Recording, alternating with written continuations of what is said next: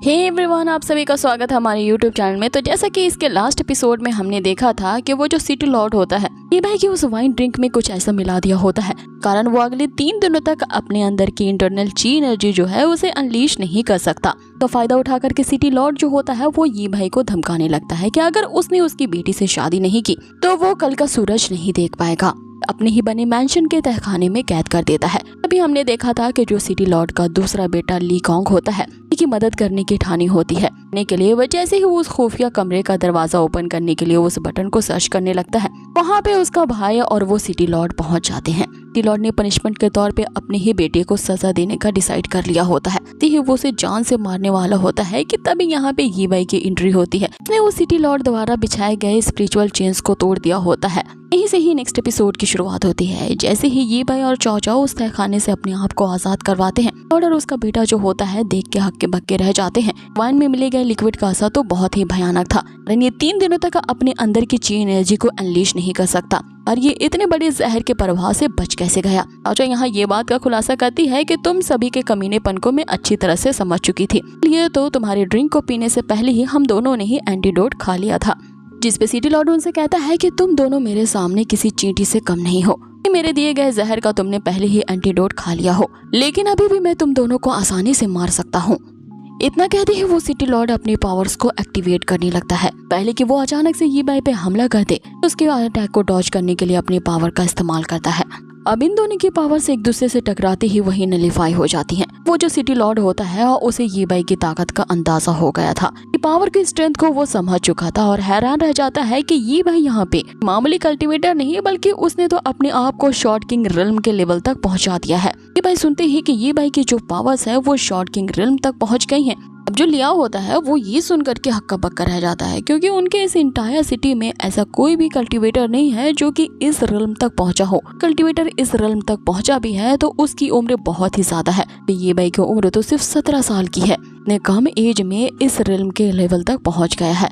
ये भाई इन दोनों को ही खुला चैलेंज देता है, दोनों ही मुझसे उम्र में काफी बड़े हो, वे एक मामूली कल्टीवेटर जैसे शॉर्ट किंग लेवल पे हो। दोनों में से यहाँ पे किसकी जीत होगी ये फैसला करने के लिए हमारे बीच एक मैच होना चाहिए। मैच का ये भी फायदा होगा कि अगर तुम दोनों ने ही मिल करके मुझे यहाँ पे सक्सेसफुली हरा दिया, लगता है कि फ्यूचर में तुम दोनों ही शॉर्ट गॉड रिल्म तक पहुँच जाओ। यहाँ के रूल्स मुताबिक सभी जानते हैं कि अगर एक कल्टीवेटर अपने से हाई रिल्म के लेवल के कल्टीवेटर को हराता है, वो बहुत ही आसानी से अगले लेवल पे ब्रेक थ्रू कर सकता है। यहाँ पे ये भाई के इस खुले चैलेंज को सिटी लॉर्ड ने एक्सेप्ट कर लिया था। मन ही मन वो डिसाइड कर रहा होता है कि इस लड़के ने तो यहाँ पे उसके सामने अच्छा प्रस्ताव रखा है, इससे जीत गया तो मैं फ्यूचर में तुरंत ही शॉर्ट गॉड रिल्म के लेवल तक पहुँच जाऊंगा। और वैसे भी अगर मैं इसे अभी एलिमिनेट नहीं करूंगा, फ्यूचर में जाकर के मेरे लिए ही बहुत बड़ा कांटा बनेगा। अभी अपनी किंगशिप को बचाने के लिए इस लड़के को यहाँ पे हराना मेरे लिए काफी ज्यादा इम्पोर्टेंट है। सिटी लॉर्ड जो होता है अपनी आगे की प्लानिंग सोच करके ये भाई का दिया हुआ चैलेंज एक्सेप्ट कर लेता है। के सामने एक शर्त रखता है कि हमारी ये जो फाइट होगी हम हवा में एक दूसरे से फाइट करेंगे। ये भाई भी उसकी ये शर्त को मान जाता है और अब ये दोनों एक दूसरे के आमने सामने आते हैं। इधर दूसरी तरफ वो जो सिटी लॉर्ड का बेटा लियाव होता है, उसे बस यही बात अभी तक हजम नहीं हो रही थी। ये जो ये भाई है वो कोई मामूली कल्टीवेटर नहीं बल्कि शॉर्ट किंग रिल्म लेवल का कल्टीवेटर है। बात से वो काफी ज्यादा चिड़चिड़ा रहा होता है और उसे काफी बुरा भला कह रहा होता है। तभी यहाँ पे जो चाओ होती है उसकी इस चिल्लाहट को सुन लेती है। धमकाने लगती है कि अभी तुमने सिर्फ इस रिल्म का नाम ही सुना है, तुम जब मेरे यहाँ बिग ब्रदर को फाइट करते हुए देखोगे तो उसके पावर्स को देख करके मुझे लगता है कि तुम तो नीले पीले हो जाओगे। अब ये सुनते ही वो जो लिया होता है वो आग बबूला हो जाता है। चाओ को यहाँ ये बाई के खिलाफ इस्तेमाल करने की सोचता है। मैं इस लड़के को कैप्चर कर लूँ तो ये बाई इसे बचाने के लिए कुछ भी करेगा। और जैसे ही वो चाओ को पकड़ने के लिए उसकी तरफ आगे बढ़ता है, ये बाई का एक करारा अटैक उस पे पड़ता है, जिससे वो पीछे हट जाता है और ये भाई उसे वहीं धमकाता है कि अगर तूने उसे छूने की भी हिम्मत की तो तेरे बाप से पहले मैं तुझे ही जान से मार डालूंगा। अब उसकी धमकी से यहाँ पे वो जो लिया होता है वो अपने कदम पीछे कर लेता है। चाचा उसे कहती है कि तुझ जैसे कायर से मुझे यही उम्मीद थी, मैंने सिर्फ ये भाई की स्ट्रॉन्ग पावर के बारे में बताया था, तुम उसके मुकाबले में उसके नाखून के बराबर भी कभी नहीं आ सकते। लेकिन फिर भी यहाँ पे जो लिया होता है वो चाओ को धमकी देने लगता है कि अभी कुछ ही देर में यहाँ दूध का दूध और पानी का पानी हो जाएगा। मेरे फादर जो यहाँ के सिटी लॉर्ड है वो चंद सेकंड में ही तुम्हारे इस ये भाई की धज्जियां उड़ा देंगे। उसके बाद मैं देखता हूँ कि तेरी प्रोटेक्शन कौन करता है और मुझे तुझसे कौन बचाएगा। अब यहाँ इन दोनों की तो अपनी अलग ही बहसबाजी चल रही होती है। इधर दूसरी तरफ वो जो सिटी लॉर्ड होता है वो बस यही सोच रहा होता है कि इतने कम एज में द शॉर्ट किंग रिल्म के लेवल तक पहुंच गया है, इसे हराना काफी ज्यादा मुश्किल होगा। तो वहाँ पे एक और पैंतरा वो आजमाता है। सबसे पहले यहाँ पे ये भाई की तारीफें करना शुरू कर देता है और उससे कहता है ये जो टैलेंट है वो डेफिनेटली टॉप टायर के लेवल पे है, इसीलिए तुम्हारे इस टैलेंट को देख करके मुझे लगता है कि जरूर तुम्हारी जो बॉडी होगी लायन की शॉर्ट बोन फिजिकल बॉडी होगी। वह उसे कहता है कि मुझे यहाँ बेकार का मस्का लगाना बंद कर दो, मैं जानता हूँ कि इस बैटल का आउटकम क्या होने वाला है, इसीलिए यहाँ पे मुझ पे मक्खन लगाने से कोई फायदा नहीं होगा। यही होगा कि हम अपने फाइट को जल्द से जल्द शुरू करें। सिटी लॉर्ड यहाँ एक बार फिर ये भाई को मनाने की कोशिश करता है। मैं सिंसियरली ये चाहता हूँ कि तुम मेरी बेटी से शादी कर लो, उससे शादी करते ही तुम हमारी फैमिली का हिस्सा हो जाते और फिर तुम्हें इतनी शोहरत और दौलत मिलती। ज्यादा वेल्थ और ग्लोरी को तुम अपने 7 जन्म में भी इकट्ठा नहीं कर पाते, इसलिए मैं अभी भी तुम्हें एक चांस देता हूँ। जो हमारे बीच हुआ उसे भूल जाओ, पुरानी बातों पे मिट्टी डालो और मेरे इस ऑफर के बारे में थोड़ा गहराई से सोचो। ये भाई उसे आखिरी बार यही जवाब देता है कि जिस टाइम तुमने मुझे धोखा देने की कोशिश की थी, वैसे हमारे बीच जो नेगोशिएशन करने का थोड़ा बहुत भी इरादा बचा था वो मैंने अब पूरी तरह से खत्म कर दिया। जरा भी पॉसिबिलिटी नहीं है कि मैं तुम्हारे इस ऑफर को एक्सेप्ट करूं, इसलिए बेकार की बातें करके मेरा यहाँ टाइम वेस्ट करना बंद करो। बट मैं पहले अटैक करने का चांस भी मैं तुम्हें देता हूँ। इतना कहते ही यहाँ पे ये भाई ने अपनी पहली मूव एक्टिवेट कर ली होती है। दूसरी तरफ जो सिटी लॉर्ड होता है वो बस इससे और भी ज्यादा सनक जाता है और ये भाई से कहने लगता है कि मेरे इतने समझाने के बावजूद भी बहुत ही ज्यादा जिद्दी हो, तब मैंने ये डिसाइड कर लिया है कि तुझे कम्प्लीटली एलिमिनेट कर दूंगा। अब आगे इन दोनों के बीच यहाँ पे हवा में ही जबरदस्त फाइटिंग शुरू हो जाती है। वह अपने शॉर्ट स्नेक अटैक से लगातार स्प्लैशेस किए जा रहा होता है। वो जो सिटी लॉर्ड होता है उसके हर एक अटैक का जवाब देना उसके लिए मुश्किल हो रहा था। ये भाई एक ऐसा तलवारबाज था जिसके जो स्लैशेस थी वो बहुत ही ज्यादा फास्ट होती हैं। तो इतने तेज तलवार के अटैक्स को उसके लिए झेलना काफी ज्यादा मुश्किल था। इसीलिए वो जो सिटी लॉर्ड होता है अब ये भाई से मुकाबला करने के लिए अपना दूसरा पैंतरा आजमाता है। अपनी अशूरा ब्लड आर्ट का इस्तेमाल किया होता है। ये तलवारबाजी की एक ऐसी आर्ट फॉर्म होती है जो काफी ज्यादा पावरफुल होती है। इसके एक स्लैश से ही यहाँ पे ये भाई जो होता है वो पीछे हट जाता है। इस सिटी लॉर्ड के इस अटैक का जवाब देने के लिए ये भाई ने बेस्ट टेक्निक का यूज किया होता है जो कि बीस्ट ट्रांसफॉर्मेशन शॉर्ट आर्ट की टेक्निक होती है। इस टेक्निक का इस्तेमाल करते ही यहाँ ये भाई की जो तलवार होती है उसके अंदर से अलग अलग बीस्ट ट्रांसफॉर्म होते हैं। सबसे पहला बीस्ट यहाँ पे उसकी तलवार से एक ईगल स्ट्राइक की निकलती है जो कि यहाँ पे उस सिटी लॉर्ड के अटैक को तो आसानी से डॉज कर लेता है। ये भाई की इस अटैक को देख करके वो जो सिटी लॉर्ड होता है उस पे हंसने लगता है। ये कहने लगता है कि मुझे तो लगा था कि शॉर्ट किंग रिल्म का जो कल्टीवेटर होगा शॉर्ट की स्ट्रेंथ इससे कई ज्यादा गुना होगी। तुम्हारी इस पावर को देख के तो लग रहा है कि ये इसकी लेवल सिर्फ 7th लेवल तक ही जा पहुंची है और इस बीस्ट ट्रांसफॉर्मेशन की केवल 7th लेवल की पावर मेरे लिए काफी नहीं है, इसे तो मैं बहुत ही आसानी से डॉज कर लूंगा। इसमें ये भाई कहता है कि अगर ये बात है तो मेरी अगली मूव का सामना करके दिखा।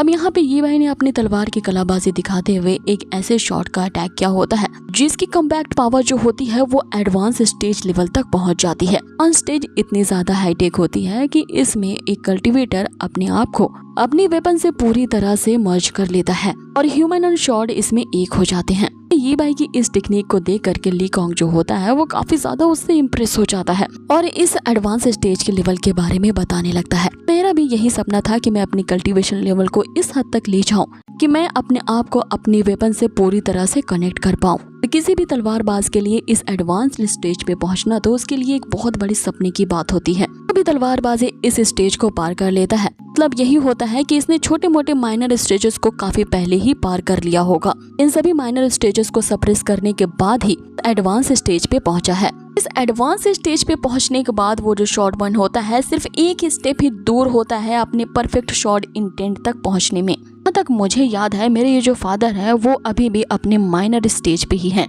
कोई भी हाल में मेरे ये जो फादर है इस फाइट में कभी नहीं जीत पाएंगे।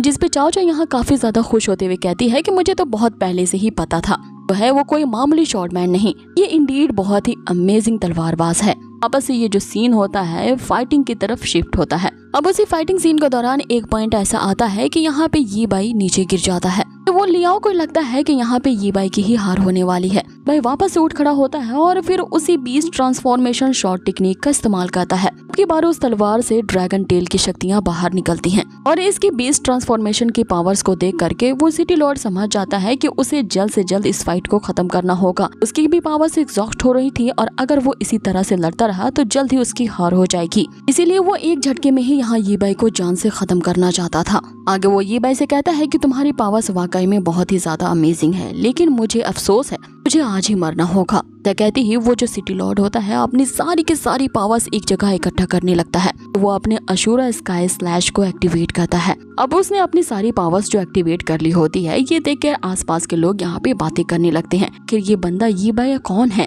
हमारे राजा को अपने पूरी पावर्स को एक्टिवेट करने के लिए मजबूर कर दिया। कहीं ये कोई दूसरी डायनेस्टी से आया हुआ बंदा तो नहीं है कि दूसरी डायनेस्टी के किंग यामा जो है उसने हमारे किंग को मारने के लिए इस एशेसियन को भेजा हो।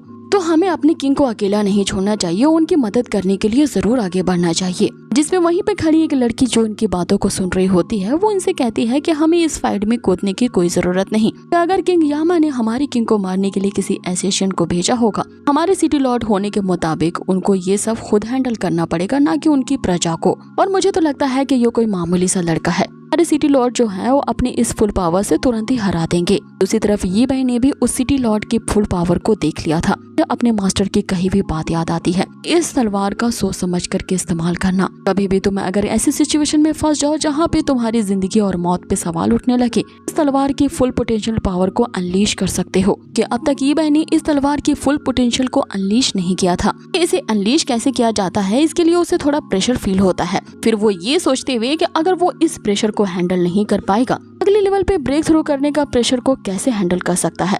इसीलिए अब प्रेशर को हैंडल करते हुए यहाँ पे ये बाई ने भी अपनी तलवार की फुल पोटेंशियल को अनलीश कर दिया होता है और अब ये दोनों ही अपनी पूरी पोटेंशियल के साथ एक दूसरे से भिड़ जाते हैं और इसी तरह से इन दोनों के बीच काफी देर तक यहाँ पे फाइटिंग कंटिन्यू रहती है।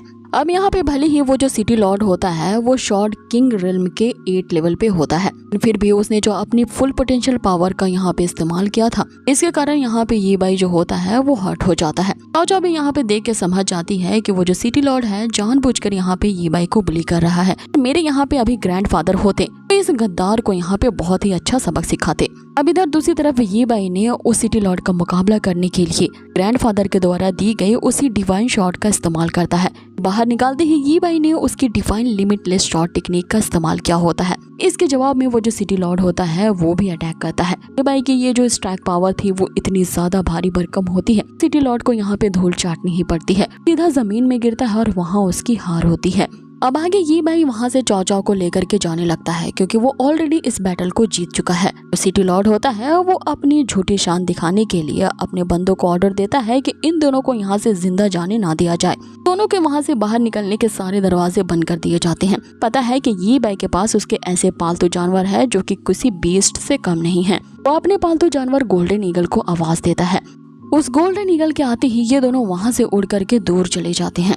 अब आगे वही दोनों एक सेफ जगह पे लैंड करते हैं, लेकिन ये बाई को पता है कि अभी अभी जो उसने यहाँ पे इतनी बड़ी बैटल लड़ी है उसे काफी ज्यादा इंटरनल इंजरीज हुई हैं। ये बाई की हालत बहुत ही खराब होती है और चाओ उसकी मदद करने के लिए उससे पूछती है। तो ये बाई यहाँ पे उसकी बात को ये कहते हुए टाल देता है कि उसे बस यहाँ पे थोड़े से रेस्ट की जरूरत है। आगे वो मेडिटेट करना शुरू कर देता है ताकि अपनी इंटरनल इंजरीज को हील कर सके। यहाँ पे ये बाई ने उस बैटल को जीतने के लिए जिस डिवाइन लिमिटलेस आर्ट फॉर्म का इस्तेमाल किया था, इसके साइड इफेक्ट ये होते हैं कि ये बाई जब भी उसका इस्तेमाल करता है उसे काफी ज्यादा इंटरनल इंजरीज हो जाती हैं और काफी देर तक मेडिटेट करने के बाद यहाँ पे ये बाई जो होता है वो अपने आप को रिकवर कर लेता है।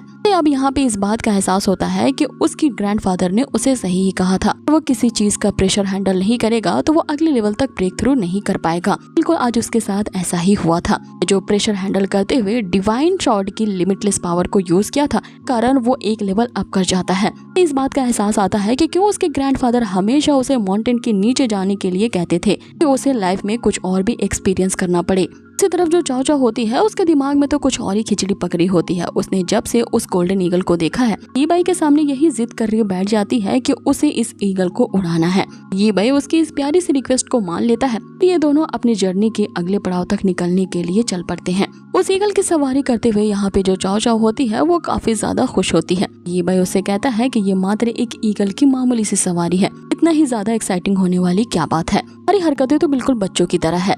भाई उसे कहता है कि उसकी जर्नी का अगला पड़ाव रॉयल सिटी की तरफ जाने का है। ये वो चाओ चाओ से पूछता है कि उसका घर कहाँ है ताकि वो उसे सेफली वहाँ तक छोड़ आए। चाओ चाओ जो होती है यहाँ पे फोर्स करने लगती है, कहती है कि मेरा कोई घर नहीं है। ये भाई को फिर पहले की तरह इंसिस्ट करने लगती है कि वो भी इस जर्नी में साथ जाना चाहती है। भाई उसकी इस बात को नहीं मानता तो यहाँ पे जो चाओ चाओ होती है उसे बहुत ही ज्यादा रिक्वेस्ट करने लगती है, जर्नी में उसे बिल्कुल भी परेशान नहीं करेगी, अपने खाने पीने और रहने का इंतजाम खुद देख लेगी। और आगे वो कहती है कि अगर वो उसे अपनी जर्नी में साथ ले जाएगा तो हो सकता है कि वो उसके आगे मदद भी कर पाएगी। जिसपे ये भाई जो होता है फिर उसके जिद के सामने झुक जाता है, अपने साथ रॉयल सिटी चलने के लिए परमिशन दे देता है। लेकिन इधर दूसरी तरफ वो जो सिटी लॉर्ड होता है उसे अपनी हार हजम नहीं हो रही थी। ये भाई का पता लगवाने के लिए कि आखिर वो लड़का कहाँ से आया था, बैकग्राउंड क्या है, उम्र में वो शॉर्ट किंग रिल्म के लेवल तक आखिर कैसे पहुंचा। बात का पूरा कच्चा चिट्ठा जानने के लिए उसने अलग अलग जगह से बहुत सारे एसेसियंस बुलवाए होते हैं। वो ऑर्डर दे रहा होता है कि किसी भी हाल में मुझे उस लड़की की पूरी इन्फॉर्मेशन चाहिए, इनमें से जो भी उस लड़के को मेरे सामने पकड़ के लाएगा उसे एक बहुत बड़ी रकम का इनाम दिया जाएगा। के साथ ही ये एपिसोड यहीं फिनिश होता है, लेकिन इसका अगला एपिसोड गाइस बहुत ही जल्द आने वाला है। तो बने रहिए हमारे इस चैनल के साथ, और अगर आज की ये वीडियो आपको पसंद आई हो तो इसे जरूर से लाइक करना ना भूलें। तो मिलते हैं बहुत ही जल्द इसके नेक्स्ट अमेजिंग से एपिसोड पे। Till then take care, stay healthy, good bye.